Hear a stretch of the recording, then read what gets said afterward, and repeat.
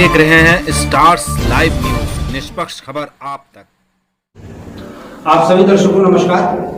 आप देख रहे हैं stars live news Uttar Pradesh, निष्पक्ष खबर आप तक। मैं शाहिद अली। दिन भर की मुख्य खबरें।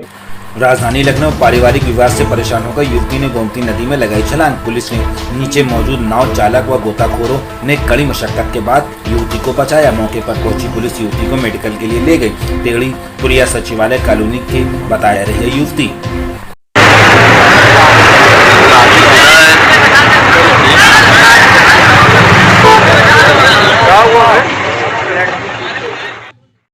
कानपुर नगर थाना क्षेत्र बाबूपुरवा के घटित लूट की घटना के संबंध में सहायक पुलिस आयुक्त बाबूपुरवा द्वारा दी गई बाइट। देखे इस संबंध में सहायक पुलिस आयुक्त बाबूपुरवा ने क्या कुछ बताया। कानपुर से वाजिद खान की रिपोर्ट। कल दिनांक 12 अक्टूबर 2021 को रात्रि लगभग 11 बजे के आसपास किराना व्यवसायी निवासी एम ब्लॉक किदवे नगर के साथ कुछ अज्ञात 4 से 5 व्यक्तियों के द्वारा लूट की घटना कारित की गई। इस संबंध में थाना हाजा बाबूपुरवा पर मुकदमा दर्ज किया गया है। घटना के सफल अनावरण के लिए 3 टीमें गठित कर दी गई हैं और जल्द इस घटना का सफल अनावरण किया जाएगा।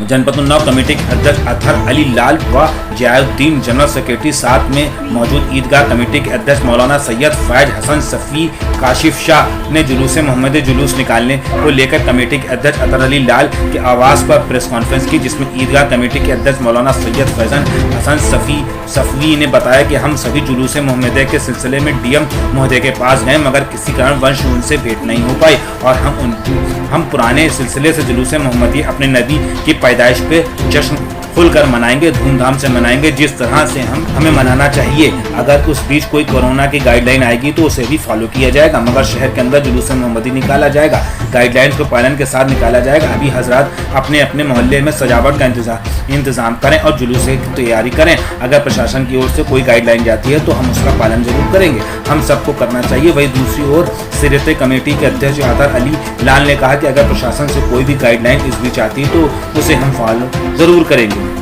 देखिए इस बीच पत्रकारों से वार्ता करते हुए क्या कुछ बताया गया।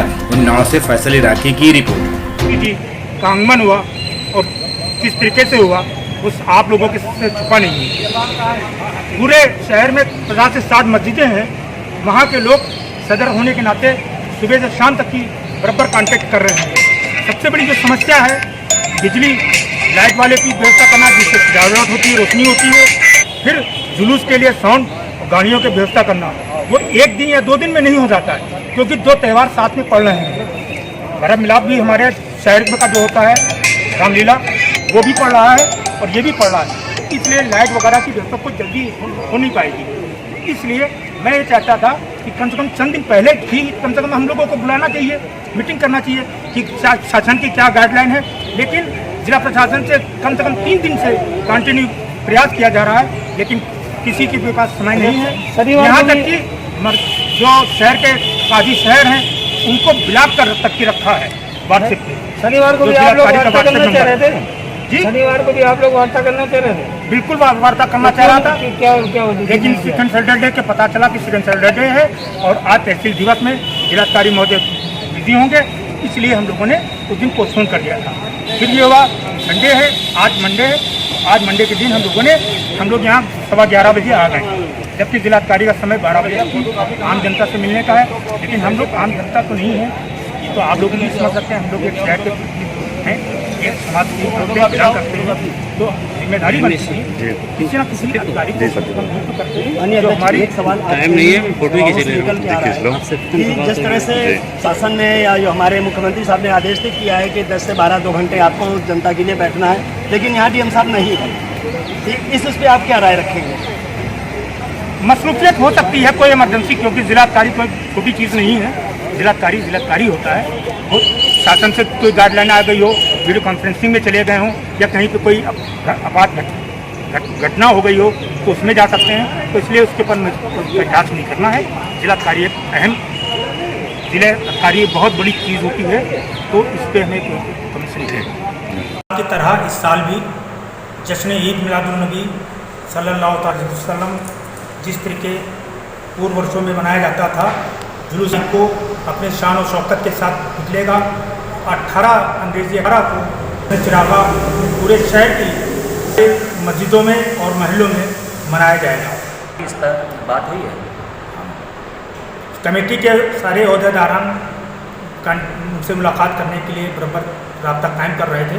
आज भी जिलाधिकारी महोदय से मिलने के लिए गए थे, लेकिन मुलाकात किन्हीं कारणों नहीं हुई, जिसमें शहर काजी भी थे हमारे साथ और हमारे साथ ईदगाह कमेटी के अध्यक्ष फैज शफी साहब भी थे, लेकिन मुलाकात नहीं हुई।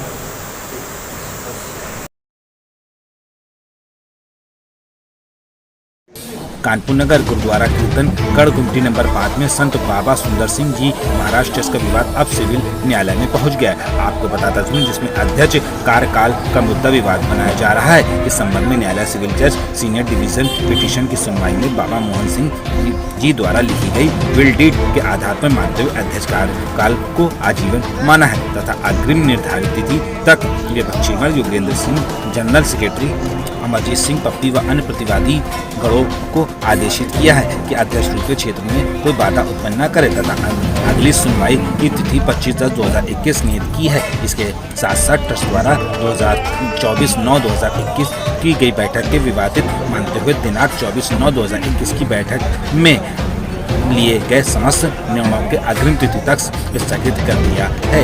ज्ञात हो कि अध्यक्ष द्वारा दिनांक 24/9/2021 की बैठक को निरस्त कर दिया गया था, फिर भी इसे सेक्रेटरी योगेंद्र सिंह द्वारा कथित विवादित बैठक को दर्शाया गया था, जिससे सभी निर्णयों को न्यायालय में स्थगित कर दिया है। इस उपरोक्त प्रकरण पर हमारे सहयोगी पत्रकार स्टार्स लाइव न्यूज के अचिन अरोड़ा से अध्यक्ष पद के अमरजीत सिंह कालरा ने क्या कुछ बताया। कानपुर से अचिन अरोड़ा की रिपोर्ट। अदालत के जो शब्द है मैं उससे स्टेमिना है कि स्टे आगे काम हो पाएगा। मतलब रोक लग गई, आगे काम होगा निर्माण का। काम सब चलता रहेगा, किसी काम पर रोक नहीं। केवल आधिकारिक रूप से इस समिति संत बाबा सुंदर सिंह जी महाराज आज की जो प्रेस कॉन्फ्रेंस बुलाई है उसका क्या मकसद है, बताएं। उसका मकसद आप लोगों को अवगत कराना है कि माननीय सिविल न्यायालय कानपुर द्वारा अध्यक्ष के कार्यकाल के विवाद में निर्णय पारित किया गया है और अंतरिम स्थगन आदेश जारी कर दिया है कि ट्रस्ट डीड के अनुसार जो बाबा जी की लिखी हुई है, अध्यक्ष का कार्यकाल आजीवन है। विपक्षी गणों को सेक्रेटरी वहाँ के विपक्षी गणों को यह आदेश दिया जाता है, अदालत ने आदेश दिया है कि वो इनके किसी भी कार्य क्षेत्र में किसी प्रकार की बाधा अंतरिम तिथि तक उत्पन्न न करें और अगली सुनवाई की तारीख 25/10/2021 निर्धारित की है। साथ ही साथ जो पिछली विवादित मीटिंग 24/9/2021 सितंबर को बुलाई गई थी तथाकथित, उसको उसके प्रभाव को निरस्त करते हुए उसमें लिए गए सभी निर्णयों को अदालत ने अंतरिम तिथि तक स्थगित कर दिया। इसी के साथ साथ हम लोगों ने जो अध्यक्ष ने 24/9/2021 की बैठक को निरस्त करके 18/10/2021 की बैठक की थी। अब चूंकि मामला न्यायालय में है, इसलिए 18/10/21 वाली बैठक को भी अध्यक्ष द्वारा निरस्त कर दिया। अदालत के फैसले के बाद ही अगली कोई बैठक स्टे वगैरह तो क्या इसमें कुछ स्टे लिया गया है? कोई कार्य को बाधा न डालने के लिए स्टे लिया गया है क्या? यही अदालत ने यही स्टे किया है कि अध्यक्ष के कार्यकाल में और उसके कार्य क्षेत्र में किसी प्रकार की बाधा उत्पन्न न की। कानपुर नगर चकेरी नेताजी झूठे मुकदमे में फंसाने की देते हैं धमकियां। आपको बताता चलूं, अब्दुल जब्बार व उनके पुत्र अब्दुल जाफर को झूठे मुकदमे में फंसाने को मिलती हैं धमकियां। सपा नेता विनोद चौधरी निवासी 405A ओमपुरवा कानपुर अब्दुल जब्बार व आरोप लगाया कि वह उनसे धन परिवर्तन की बात कहते हैं। यदि ऐसा है तो वह और परिवार के अब्दुल जब्बार से बसाया हुआ है। आज हमारे चैनल के रिपोर्टर पुष्टि करने वहां के लोगों के बातचीत की और वहां के लोगों ने बताया कि अब्दुल जब्बार पर आरोप लगाया वह परिवर्तन वाली बात झूठ है। उन्होंने आज तक करीब 40 वर्ष हो गए हम लोगों को कभी भी ऐसी बात नहीं की, ना ही इनके बच्चों ने बात की, बल्कि अपनी जगह पर मंदिर का निर्माण अब्दुल जब्बार और हम सब हिंदू परिवार से मिलकर किया और अराजी संख्या 962/0 184 हेक्टेयर, गाटा संख्या 963/0 174 हेक्टेयर। ओमपुरवा चांदारी में करीब 4 मंदिर हैं। मंदिरों के बनवाने का इनका सहयोग रहा है और बसे हुए सारे हिंदू परिवार ने अब्दुल जब्बार से कहा है कि हम सब आपके साथ हैं। आइए देखते हैं संबंधित विषय पे क्षेत्रीय लोगों की जुबानी उन्होंने क्या कुछ बताया हमारे सहयोगी पत्रकार से। कानपुर से मोहम्मद नईम की रिपोर्ट। मुन्नी देवी। ये जहाँ आप खड़ी हैं इसका पता क्या लगता है? चंद नगर। पूरा पता जब्बार बताइए। से हमने खरीदी जमीन। कै साल पहले खरीदी है? 26 साल। तो अभी तक आपसे इनसे कोई विवाद हुआ? मेरा जब्बार चाचा से कोई विवाद नहीं।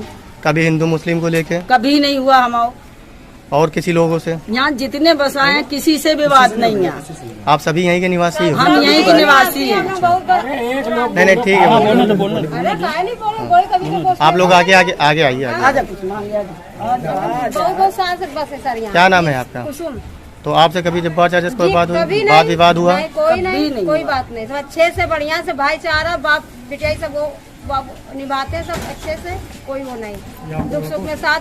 बाकी इनके बेटे बेटे आते हैं उनसे किसी से घर परिवार से? किसी से भी नहीं। ठीक। क्या नाम है आपका? सरसुता। चाचा आपका? कन्हैया लाल। यहाँ ये जब्बार भाई की जमीन है चाचा की जी। ये कभी अगर आके आपको हिंदू मुस्लिम इस तरह से कभी किया या खाली करवाने की कोशिश करी है? किसी कभी नहीं। कभी लड़ाई दंगा इनके बेटों से किसी से? कभी नहीं। आप लोग कै साल से रह रहे हैं? हमको यहाँ 26 साल। तो आपने इनसे मकान खरीदा हुआ है? हमने इनके द्वारा जो है जहीर से बनाया हम लोगों ने। 26 साल से कभी आपका कोई विवाद इनसे नहीं हुआ? कोई विवाद नहीं। चाची क्या नाम है आपका? ज्ञानो। तो अभी ये कहाँ पे आप खड़ी हैं? हम मंदिर पे खड़े, चंद नगर। क्या नाम है चाची आपका? रामदुलारी। आपका? आपका? मेरा नाम राम प्रकाश है, पिताजी का नाम श्री ओम प्रकाश है। ये जमीन यहाँ पे जहाँ पर रह रहे हैं ये क्या पता लगता है इसका? ये 1005 में भी है और 999 और गफ्फार चाचा पे इल्जाम ये आ रहा है कि ये लोग ये हिंदू मुस्लिम करते हैं, तो ऐसा कुछ है यहाँ पे? ऐसा तो कुछ नहीं है। ये हमारे पिताजी ने सन 1980 में जमीन खरीदी थी जब्बार चच्चा से जी। जो कि यहाँ हम लोग खड़े हुए हैं, जब्बार नगरी के नाम से फेमस है जी। हमारे पिताजी ने, अब हमारे पिताजी का जो है स्वर्गवास हो चुका है, लेकिन हम लोग यहाँ रह रहे हैं। पिछले जितनी बड़ी मेरी उम्र है तब से मैं यहाँ रह रहा हूँ।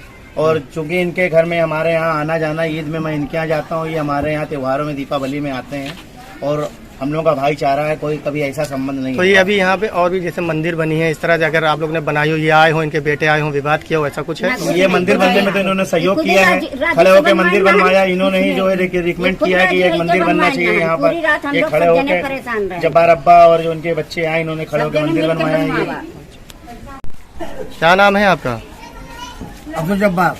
जमीन का क्या विवाद है? जमीन का विवाद ये है कि ये हमारी बुजुर्गी जायदाद है, ये हमारी मारूसी है, ये हमारे बाप दादों की पुरखों की है। तो इसमें मुकदमा चल रहा है? इस पे मुकदमा चल रहा है। किससे चल रहा है? ये विनोद चौधरी से कम चल रहा है और भी लोगों से कम चल रहा है। किस कोर्ट में है? ये कम जूनियर सिविल कोर्ट से कम चल रहा है।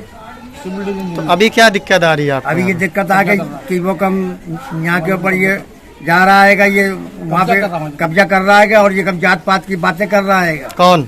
ये विनोद चौधरी। और ये कह रहा है कि ये कम तुम ये मुसलमान हो जाओ और हम तुमको जमीन कम छोड़ देंगे। विनोद चौधरी कह रहा है। आरोप लगा रहा है। तो इसको लेके आपने तहरीर दी थाने चौकी में? दी है। तो पुलिस ने क्या बोला आपसे? पुलिस ने कहा कि ये कम सिविल कोर्ट का मैटर रहेगा, सिविल कोर्ट जाइए आप। देखो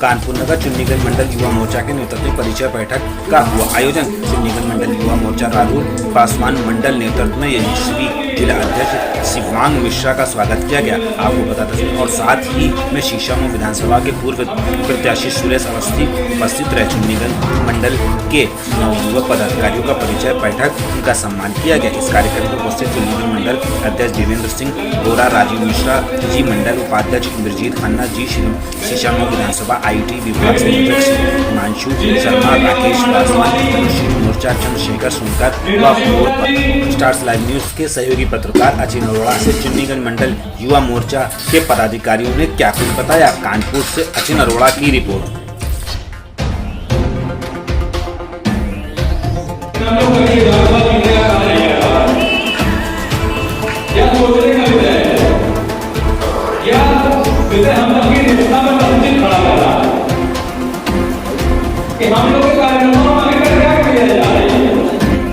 चुन्नीगंज मंडल के जो नए नवीन दायित्व के साथ जो कार्यकर्ता यहाँ पर उपस्थित हुए थे, आज युवा मोर्चे के अध्यक्ष आदरणीय शिवांग जी, इस मंडल की प्रभारी हमारी बहन मीनाक्षी गुप्ता जी और मंडल के अध्यक्ष भारतीय जनता पार्टी के देवेंद्र बोरा जी और युवा मोर्चे के मंडल अध्यक्ष राहुल पासवान जी और उनकी पूरी टीम यहाँ पर उपस्थित थी। और आज सभी एक स्वर से इस बात का संकल्प लिया गया कि अब की बार सीसामऊ में परिवर्तन लाना है और यहाँ से समाजवादी पार्टी की साइकिल को पंचर करके भेजना है और भारतीय जनता पार्टी के कमल के फूल को खिलाना है। 2022 के चुनाव को लेकर आप क्या कह रहे हैं? 2022 की चुनाव में सीसामऊ विधानसभा की जनता ने भारतीय जनता पार्टी के कमल के फूल को आशीर्वाद दे दिया है और अब सिर्फ चुनाव का इंतजार है कि जैसे जिस दिन चुनाव की बेला आएगी उस दिन समाजवादी पार्टी लंबे वोटों से चुनाव यहाँ से हारेगी। क्षेत्र के लोगों के लिए चैनल के माध्यम से क्या अपील करना चाहिए? क्षेत्र के लोगों ने लगातार समाजवादी पार्टी के कार्यों से उपेक्षित हैं, वो मेरे बराबर संपर्क में हैं। पानी की सबसे बड़ी समस्या है, सीवर निकासी की समस्या है, रोड की समस्या है। यहाँ पर जगह जगह पर रोडों में गड्ढे हैं, आए दिन पानी के कारण लोगों को दिक्कतें होती हैं। हम सब लोग यहाँ स्वास्थ्य सेवाएं बिल्कुल ध्वस्त हैं, कोई ऐसा इंस्टीट्यूट नहीं है जिसमें बच्चे पढ़ सकें। आज देश की आज़ादी के 75 वर्ष पूर्ण होने के बाद उत्तर प्रदेश सरकार ने और भारत की सरकार ने कानपुर को स्मार्ट सिटी के रूप में घोषित किया है। अन्य विधानसभाओं का इतना विकास हो गया, लेकिन आज भी सीसामऊ विधानसभा आज भी बहुत पिछड़ी है। इसीलिए यहाँ की जनता ने तय कर लिया है कि अब की बार भारतीय जनता पार्टी का विकास कराकर हम भारतीय सरकार के अन्य विधानसभाओं की तरह इसको भी विकसित करेंगे। कानपुर नगर नवरात्रि के पावन पर्व पर डांडिया नृत्य पर महिलाओं ने मचाई धूम। आपको बताता चलें, रविवार को राधा रमण संस्थान सुख सिमरन शक्ति फाउंडेशन की ओर से नवरात्रि के शुभ अवसर पर डांडिया नाइट का आयोजन खालसी लाइन स्थित शास्त्री भवन में किया गया, जिसमें मुख्य आकर्षक आए हुए लोगों के गुजराती वेशभूषा और विभिन्न प्रकार की श्रेणियों की प्रतियोगिता जैसे डांडिया कपल नाइट सोलो और ग्रिप अवार्ड, डांडिया सखी ग्रुप अवार्ड से नवाजा गया, जिसके बाद बेस्ट किड्स अवार्ड पर उन बच्चों को दिया गया जो पारंपरिक वेशभूषा में आए थे। राधा रमण संस्थान की अध्यक्षा संध्या पांडे ने बताया कि प्राचीन काल में मनाते चले आ रहे भारतीय परंपरा अनुसार नवरात्रि के पर्व मां की अर्चना की गई, जिसके बाद सभी गुजराती वेशभूषा में आकर डांडिया नृत्य किया गया, जहां विभिन्न प्रकार की प्रतियोगिता भी की गई, जिसमें उत्कृष्ट प्रदर्शन करने वाले लोगों का पुरस्कृत किया गया। रिदम ग्रुप द्वारा आकर्षण डांडिया नृत्य प्रस्तुत भी किया गया। कार्यक्रम में मुख्य अतिथि के रूप में भाजपा के दक्षिण जिला अध्यक्ष डॉक्टर बीना आर्य पटेल समेत हेमंत मोहन और आरती मोहन उपस्थित रहे। कार्यक्रम के सहयोगी रूप में श्री गोपाल तुलसियान, नेहा कटियार, राजीव अवस्थी, आस्था पांडे, आदित्य पोद्दार, सुरभि मनीषा मीनाक्षी समेत अन्य लोग उपस्थित रहे। देखिए, इस संबंध में हमारे सहयोगी पत्रकार अचिन अरोड़ा से उपस्थित लोगों ने क्या कुछ बताया। कानपुर से अचिन अरोड़ा की रिपोर्ट। क्या नाम है आपका? पहले नाम बता दीजिए। जी, मेरा नाम सिमरन कौर गिल है और मैं किस तरीके का कार्यक्रम है और कैसे ऑर्गेनाइज किया आपने ये कार्यक्रम? जी, मैं एक सोशलिस्ट हूँ तो ऑलरेडी काफ़ी कार्यक्रम मैं करती रहती हूँ, लेकिन डांडिया नाइट ये हमारा पहला कार्यक्रम है जिसमें कि मैं सिमरन कौर गिल, हमारी एक फाउंडेशन है सुख सिमरन शक्ति फाउंडेशन, और हमारे साथ संध्या जी हैं जो जिनकी कि राधा रमन फाउंडेशन है, और हम दोनों मिल के ये कार्यक्रम कर रहे हैं। इसमें हम लोगों ने एक जिसको दुर्गा शक्ति बोला जाता है, 9 देवी करते जाते हैं, उसी परंपरा को हमने इस कार्यक्रम में क्या खास है?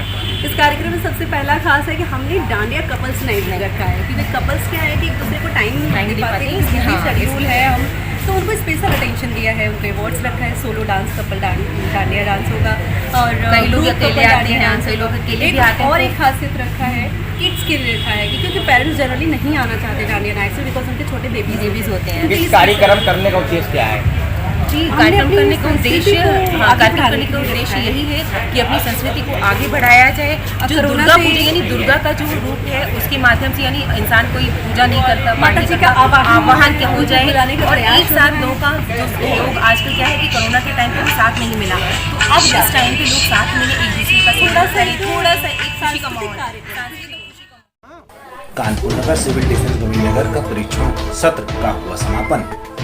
आपको बताता चलूं, आगामी त्योहार के संवेदनशील क्षेत्रों में शांति व्यवस्था बनाए रखने के संबंध में एक गोष्ठी का आयोजन गोविंदनगर क्षेत्र में सौरभ स्टूडियो लॉन में किया गया। साथ ही सिविल डिफेंस के परीक्षण प्राप्त वार्डन में परीक्षण प्रमाण पत्र वितरण किए गए। मुख्य अतिथि के रूप में पधारे आरती वर्मा CM1 ने कहा कि मुझे सिविल डिफेंस वार्डन के सहयोग में अपने कार्यों के संपादन में काफी बल मिला। साथ ही आगामी पर्वों पर वार्डन में अपनी ड्यूटी की जिम्मेदारियों के विषय में बताया कि ADCP अमलेश यादव ने कहा कि हमारे सभी वार्डन में पूर्व प्रशिक्षण प्राप्त का जिला प्रशासन के साथ आम जनता और कानून व्यवस्था के बीच में मजबूत कड़ी की भूमिका निभाते रहे हैं, जिससे कि प्रशासन द्वारा सभी सराहा गया है। चीफ वार्डन रोहित मल्होत्रा ने भी वार्डन के कार्यों की प्रशंसा की और उन्हें साथ हर समय खड़े रहने का आश्वासन दिया। 5 दिवसीय परीक्षण के सत्र के संचालन में divisional ward Ved Prakash Verma, deputy divisional ward Rajeev Agarwal, CIO Rajesh Kumar Nigam, Shahid Hasan, Ramji Gupta ने सहयोग किया। स्टार्स लाइव न्यूज के सहयोगी पत्रकार अचिन अरोड़ा से सिविल डिफेंस के पदाधिकारियों ने क्या कुछ बताया। कानपुर से अचिन अरोड़ा की रिपोर्ट। इलाके का प्रशिक्षण कार्यक्रम था, आज 5वां दिन है, आज समापन डे है, इसी उपलक्ष्य में मैं आया हूँ। किस तरह से यहाँ ट्रेनिंग चल रही थी 5 दिन की जो है, किस तरह लोगों को क्या क्या बताया गया, त्यौहार किस तरह? लोगों को बताया गया कि किस तरह से जैसे मान लीजिए भीड़ ज़्यादा इकट्ठा हो जाती है, किस तरह से उसको डिस्पर्स करना है और प्रशासन और पुलिस का सहयोग करना है, और आग वगैरह लग जाती है तो उसको बुझाना है, यही सब ट्रेनिंग में दिया गया। कितना सहयोग मिल रहा है आप लोगों को, प्रशासन को कितना सहयोग मिल रहा है? सिविल डिफेंस में प्रशासन को बहुत सहयोग मिल रहा है। जब कभी भी आपत्ति का समय आया है तो हम लोगों को सिविल डिफेंस के लोगों को वहाँ पर मौजूद पाया है, और इसलिए इन लोगों के कार्य जो है बहुत ही सराहनीय है। कानपुर नगर मसाला कारोबारी के साथ घर के दरवाजे पर लूट। 2 बाइक सवार होकर आए 5 लुटेरों ने व्यापारी से तमंचा लगाकर लूटा। रुपयों से भरा बाइक। नयागंज में लूटे व्यापारी अजय गुप्ता की दुकान। बाबूपुरवा थाना क्षेत्र के M ब्लॉक की घटना है। कानपुर से आमिर सिद्दीकी की रिपोर्ट।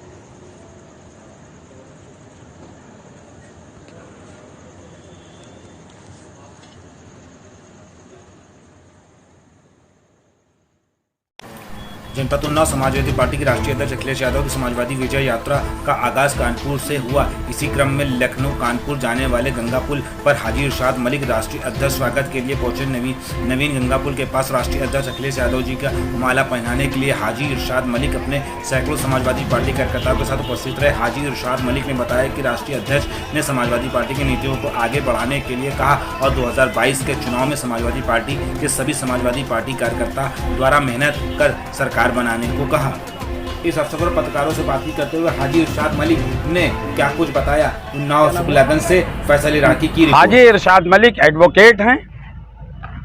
पूर्व मुख्यमंत्री जी के द्वारा रथ यात्रा का शुभारंभ किया गया है, आप लोगों ने उनका माल्यार्पण किया है। इस कार्यक्रम का क्या योजना रहेगी? गंगा पुल के ठीक पहले माननीय राष्ट्रीय अध्यक्ष महोदय गाड़ी रोक करके हमारा माला लिया, अपना गाड़ का शीशा खोला और हम सारे लोगों को आशीर्वाद दिया और कहा कि आप लोग इसी तरीके से मेहनत करिए और आपकी सत्ता परिवर्तन हो के रहेगा। आप लोग पूरी मेहनत के साथ समाजवादी पार्टी को जिताने का काम कीजिए और हम लोग इंशाअल्लाह ताला एक एक वोट समाजवादी पार्टी के पक्ष में डलवाने का काम करेंगे और उत्तर प्रदेश की ये जालिम और फासिस्टवादी ताकतों को सत्ता से बाहर निकाल देंगे। शुभ रात्रि, शब्बा खैर। आप देख रहे थे स्टार्स लाइव न्यूज।